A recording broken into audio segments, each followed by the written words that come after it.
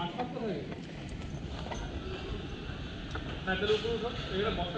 right, good morning, everybody.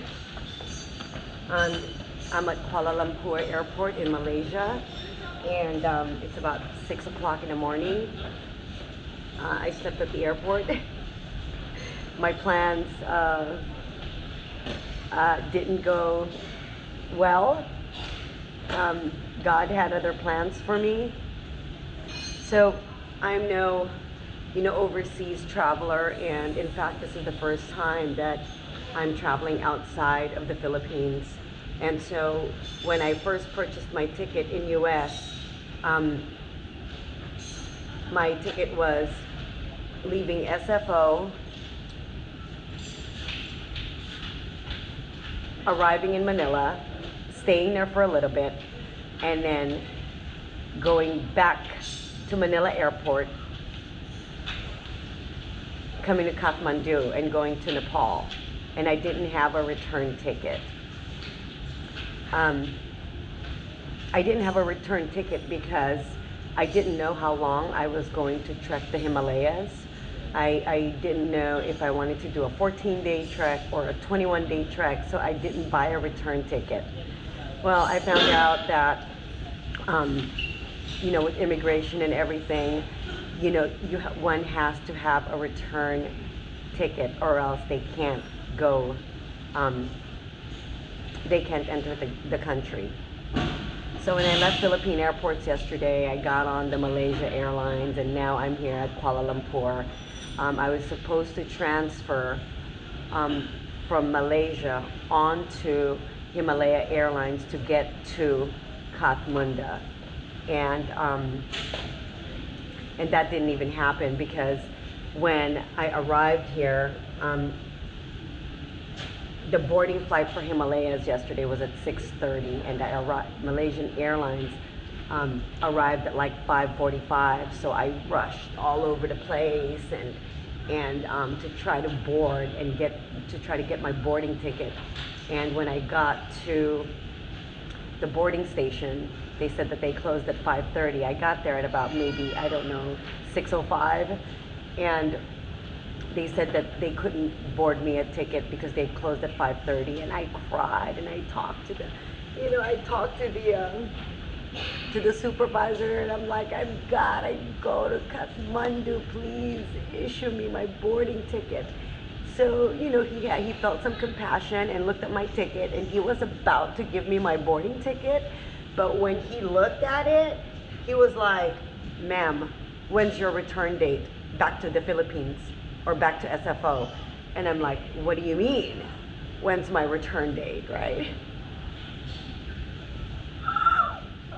And then he goes, you can't enter Asian countries without a return date. You have a one-way ticket to Kathmandu. You cannot enter any Asian country without a return ticket. And I'm like, oh my God. So I was crying. I'm like, you gotta be kidding me, right? You gotta be kidding me. And so, yeah.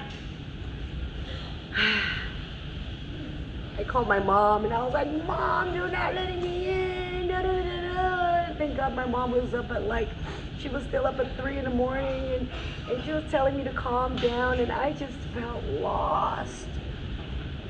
I just felt lost.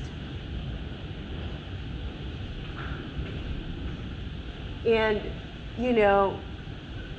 in retrospect, looking back at it, I really didn't want to, there's a part of me that didn't want to go trekking at this time of the year, because right now, December, January, February, weather conditions in the Himalayas are pretty severe.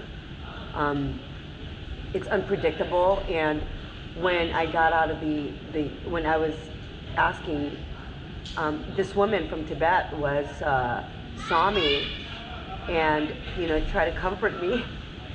God bless her heart.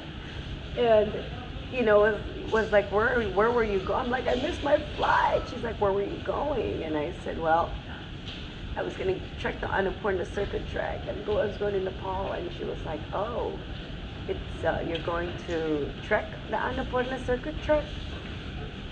It's dangerous this time of the year. So that was a sign, right? Like a confirmation.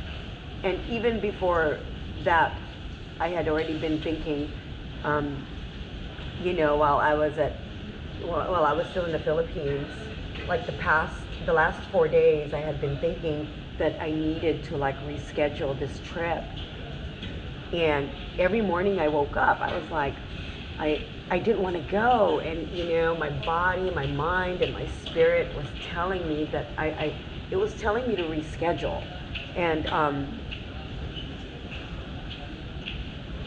there was some sadness that arose as I got closer to the day I was leaving. And my spirit just didn't want to go, and I overrode that. I went ahead anyway because I didn't want to, waste my money or pay additional fees to, extend my trip to the Himalayas. And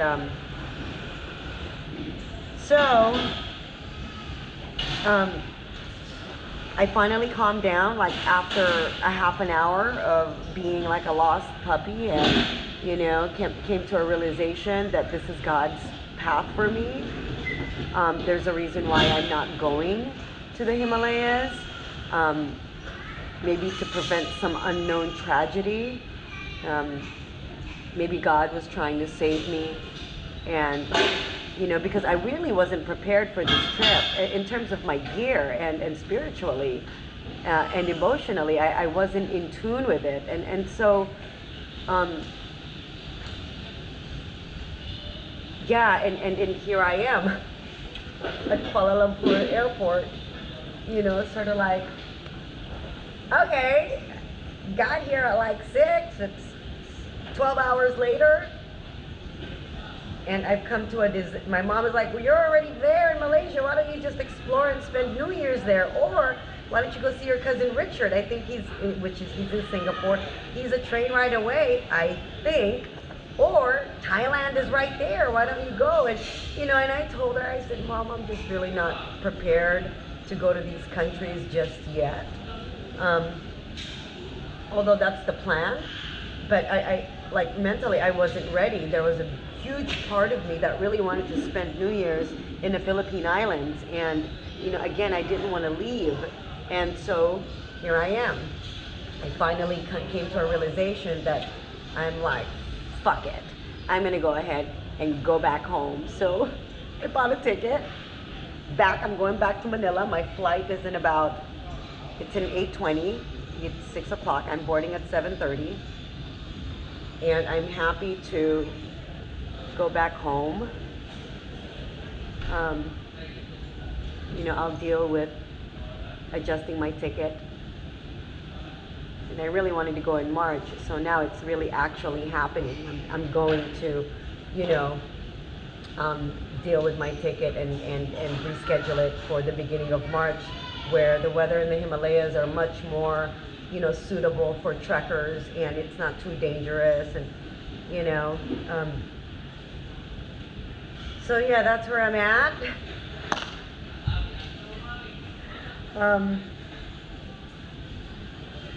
Yeah, sometimes things don't go according to what we plan, and it happens for a great reason.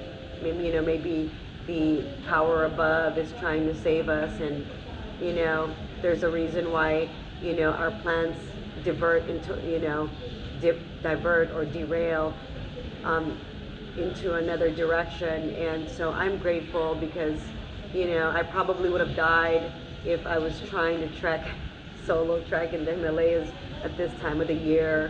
So just tuning in to I think it's important to just tune in to what our body, our mind, and our spirit is telling us. And it was really speaking to me loudly already the past 4 days before I even left, and I didn't listen to it. And now this is happening, so I'm thankful that my life is saved, because I'm a huge believer that things happen for a great reason. And although I didn't accept it right away, I was like, why? What are come in, I can't get in the fucking game. And since there was like a huge language barrier, I was like, can anybody like help me go in the right direction? People were pointing that way. I'm like, where's the ticket counter? One's pointing that way. And then I'm like, can you please help me? One is looking at me like. So I finally had to like return to my breath and just really compose myself and really stay present to find out what's happening. But the desire to like, I have to get to Pokhara New Year's Eve so I could be, on the trail starting the trek by January 2nd. I must, and again, other things were planned for me, and so, I accept all of it, and I'm happily, such a great lesson. Don't buy a one-way ticket to Asia. Remember, you need a return date. Many people probably know that, but I certainly didn't, and so, good morning. So here I am. Guess I won't be using what's in this backpack. And I've been hauling it around, and the lessons in life are just beautiful once you see what it's about, right? And so that's pretty much it. I'm gonna go board. I have to take a train on the other side of the terminal, and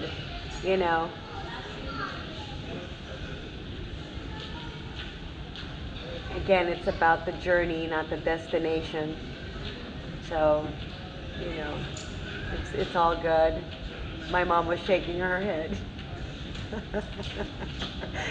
Because my mom is a traveler, and she knows, right? And so, I was talking to her at 3 in the morning, and she was just cracking up. I told her I was walking around this airport like a lost chicken. And, she was sort of apologetic, like, I'm not laughing at you, I'm laughing at the situation, right? And I'm like, okay, Mom, right on. So that's pretty much it.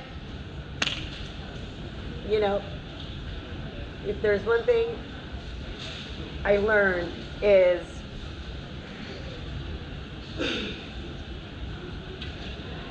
to have the courage to adjust to anything in life. In other words, just believe that whatever is happening is, your path. So, yeah, that's pretty much it. That's the story.